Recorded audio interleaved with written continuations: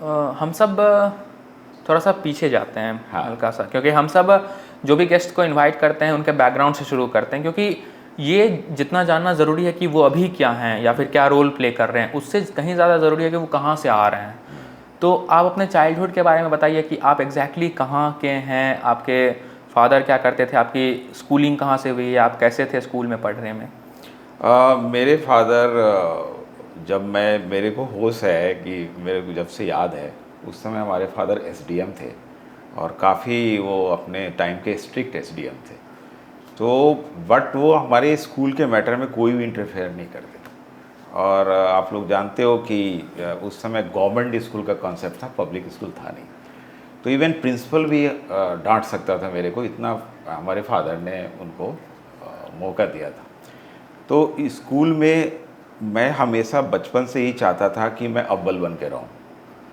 लेकिन पहली बार मेरे को याद है कि क्लास 8 में मैं 3rd रैंक पे आया, फिर 9th में सेकेंड रैंक पे आया, और फाइनली बोर्ड में मैं टॉप किया। तो एक मेरे लिए वो बहुत अच्छा अचीवमेंट था, और पूरे ब्लॉक में लेवल पे मैं उस स्कूल का टॉपर था। उसके बाद मेरी एडमिशन हुए टीएनबी कॉलेज भागलपुर, जो one of the block level से आपका मतलब है कि कुछ पर्टिकुलर स्कूल्स का ग्रुप। जिन लोगों को नहीं पता है, ब्लॉक मतलब होता है एक पर्टिकुलर एरिया जिसमें अलग अलग स्कूल्स आते हैं। एक ब्लॉक, उसको हम तहसीलदार भी बोल सकते हैं, तहसील बोल सकते हैं। उसके अंदर 10-15 स्कूल होते हैं। उसमें हमारा स्कूल टॉप किया था, उसमें मेरा नाम था, और मेरे को स्कूल से अवार्ड भी मिला था। और लेकिन मेरा मेरा जो शौक़ था कि हमारे यहाँ एक पूजा होती है, सरस्वती पूजा, उसमें वही बैठेगा सरस्वती पूजा में जो बोर्ड का टॉपर होगा। तो मेरी इच्छा पूरी हो गई, और मैं पूजा पाठ बहुत करता था उस समय। तो मेरे को लगा कि सरस्वती माँ की कृपा है, और आज मैं टॉप भी किया हूँ। और उसके बाद मेरा एडमिशन हुआ टीएनबी कॉलेज में, जो बिहार का एक साइंस कॉलेज के बाद सेकंड नंबर पे वही आता है, साइंस कॉलेज, जो कि पटना में, जस्ट फॉर कॉन्टेक्स्ट, जो भी बिहार के नहीं है। हाँ। साइंस कॉलेज बिहार का सबसे अच्छा कॉलेज है साइंस के मामले में। उसके बाद सेकंड नंबर पे टीएनबी कॉलेज आता है, और मैं अपने एरिया का सिंगल स्टूडेंट था टीएनबी कॉलेज में पढ़ने वाला। बट टीएनबी कॉलेज में डिसिप्लिन के मामले में बहुत स्ट्रिक्ट था, और आज भी उतना डिसिप्लिन किसी भी स्कूल या कॉलेज में नहीं होता।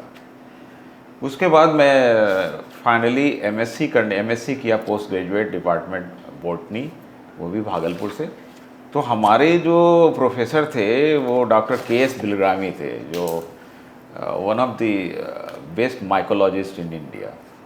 और माइकोलॉजिस्ट क्या होता है सर? माइकोलॉजी होता है जो फंजाई होता है ना, फंजाई माइकोटा का जो स्टडी करे। यस, स्टडी ऑफ फंजाई को हम लोग माइकोलॉजी बोलते हैं। ठीक है। तो वो बॉटनी का एक ब्रांच है, बृहस्पति शास्त्री से। आपकी टीचिंग करियर की शुरू, फाइनली आप टीचर बन चुके हैं, एजुकेटर बन चुके हैं, तो आपकी टीचिंग करियर की शुरुआत कहाँ से हुई, क्या उतार चढ़ाव देखना पड़ा एग्जैक्टली आपको? अगर मैं टीचिंग करियर की बात करूं तो क्योंकि टीचिंग से पहले आप रिसर्च में भी थे, तो उसके बारे में भी कुछ बताइए। जब मैं रिसर्च में था तो सैटरडे संडे, मतलब शनिवार रविवार मेरी छुट्टी होती थी। तो हमारे एक मित्र ने कहा कि ये 2 दिन यूटिलाइज़ करो। तो मैं फिर शनिवार और रविवार को पढ़ाना शुरू किया। तो पैसा से ज़्यादा मेरे को इंटरेस्टिंग लगता था वो बच्चे के बीच में जाना, और वहीं से मेरी बहुत चीज़ मैंने सीखा कि बच्चे को कैसे कंट्रोल करना है, क्लास को सही रूप से कैसे लेके चलना है। कुछ अच्छे बच्चे भी थे, कुछ शरारती बच्चे भी थे, लेकिन बच्चे शरारती नहीं होते। अगर अब बच्चे को की गाइडेंस प्रॉपर मिले तो वो बच्चे बाद में अच्छे भी हो जाते हैं। और मैंने ऐसे बच्चे को भी कम्पीट करवाया है जो एकदम मीडियोकर था, और वो कम्पीट किया, और आज भी वो नाम लेता है। और हम सब बात कर रहे हैं कौन से ईयर की? ये हम सब बात कर रहे हैं 1999, 1999। मैं पैदा भी नहीं हुआ था, पैदा होने से भी 5 साल पहले की बात। और उससे पहले जैसे मास्टर्स के बाद आपने, चूँकि आप रिसर्च में थे तो निश्चित तौर पे आपने डॉक्टरेट किया होगा। हाँ, मैं रिसर्च मेरा चल रहा था, उसी बीच में पढ़ाना भी शुरू कर दिया था। ठीक है।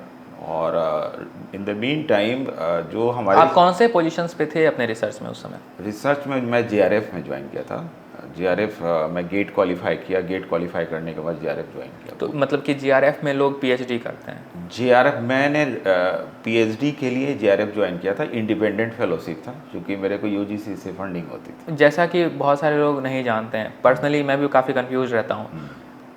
ग्रेजुएशन किया, मास्टर्स किया, फिर जीआरएफ के लिए कौन सा एग्ज़ाम देना होता है? गेट देना होता है। और जीआरएफ गेट और नेट देना होता है। गेट और नेट जी। और जीआरएफ जो है वो एग्जैक्टली क्या हो, मतलब कि वो पीएचडी की पढ़ाई है? जीआरएफ में कुछ पैसे मिलते हैं ये तो मुझे पता है, जूनियर रिसर्च फेलो, लेकिन जो डिग्री का नाम है, मतलब उस कौन सी डिग्री परस्यू करते हुए जीआरएफ आप कहलाते हैं? जीआरएफ दो तरह से किया जाता है। अगर आप किसी फेलोशिप में प्रोजेक्ट में काम कर रहे हैं तो वो कुछ लिमिट पीरियड के लिए होता है। एक होता है कि आपने रजिस्ट्रेशन करा रखा है यूनिवर्सिटी के अंदर और पीएचडी प्रोग्राम के लिए, that is the doctorate degree के लिए, तो वो कंटिन्यू वही कर सकता है जिसको फेलोशिप मिलते हैं, या फिर बिना फेलोशिप का भी कर सकता है। बट मेरा फेलोशिप था तो मेरे को पेरेंट्स ने भी अलाउ किया कि ठीक है करो, क्योंकि पैसे का कंसर्न तो आता है, क्योंकि पेरेंट्स एक टाइम के बाद बच्चों को पैसा कम देते हैं। और हम सब की, क्योंकि हम सब बात कर रहे हैं मास्टर्स के बाद की, हाँ, तो पेरेंटल प्रेशर हाँ, थोड़ा बढ़ जाता है।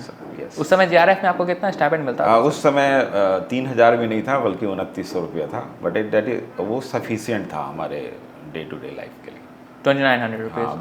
बट उस समय एक बार एक इशू उठता था घर में और हमारे रिलेटिव की, why not government job, government job क्यों नहीं करते, सरकारी नौकरी करनी चाहिए।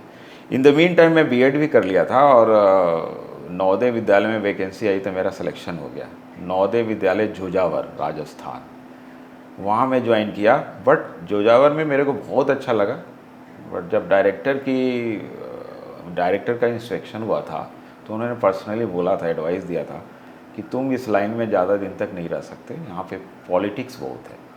तो फिर मैं रिज़ाइन किया 1.5 साल करने के बाद, और दोबारा मैं दिल्ली ज्वाइन किया, Delhi university as a SRF. GRF के बाद फिर नवोदय विद्यालय, उसके बाद एसआरएफ। तो सीनियर रिसर्च फेलो जो होते हैं वो क्या पोस्ट डॉक्टरल में होते हैं, लाइक पीएचडी के बाद? पीएचडी के दरमियान ही पहले जीआरएफ होते हैं 2 years minimum, and then SRF. और एसआरएफ में भी कुछ स्टाइपेंड मिलता है? यस, क्योंकि मैंने जो फेलोशिप था उसमें लीव पे में गया था, वहाँ लीव आप ले सकते हैं, तो मेरे को फिर फेलोशिप मिलना शुरू हुआ।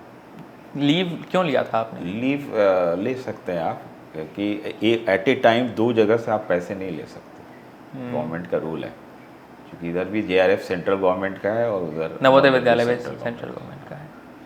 अच्छा, तो इस वजह से आपने टेक्निकलिटी के वजह से लीव लिया था। और एसआरएफ के बाद फिर क्या हुआ दिल्ली यूनिवर्सिटी में? एसआरएफ के बाद मेरे ऊपर प्रेशर आने लगा कि फिर जॉब नहीं थी मेरी, क्योंकि मैंने नवोदय विद्यालय रिजाइन किया था। तो फिर हमारे फ्रेंड ने कहा कि तुम कोचिंग इंस्टीट्यूट में पढ़ाना शुरू करो। तो मैं धीरे धीरे क्या किया, डेज बढ़ाना शुरू किया। तब तक हमारी पीएचडी हो गई इधर, और फिर मैं इंस्टीट्यूट में पढ़ाना शुरू कर दिया। और आप उसमें कौन सा इंस्टीट्यूट में पढ़ाते? उस समय मैं सचदेवा न्यू पीटी कॉलेज, जो मेरे लिए काफ़ी मतलब फाउंडेशन टाइम के लिए बेस्ट इंस्टीट्यूट था वो, सीखने के लिए। ये कोचिंग इंस्टीट्यूशन है या फिर ये कोचिंग इंस्टीट्यूट? कोचिंग इंस्टीट्यूशन है। किस चीज़ का प्रिपरेशन करवाते थे? ये मेडिकल का। शुरू से आप मेडिकल में से थे? मेडिकल का। 11th-12th के बच्चों को संभाल रहे हैं। हाँ, उसमें काफ़ी सीखने का मौका मिला मेरे को। उसके बाद मैं श्री चैतन्य ज्वाइन किया, वहाँ भी काफ़ी दिनों तक रहा। फिर मैं आकाश में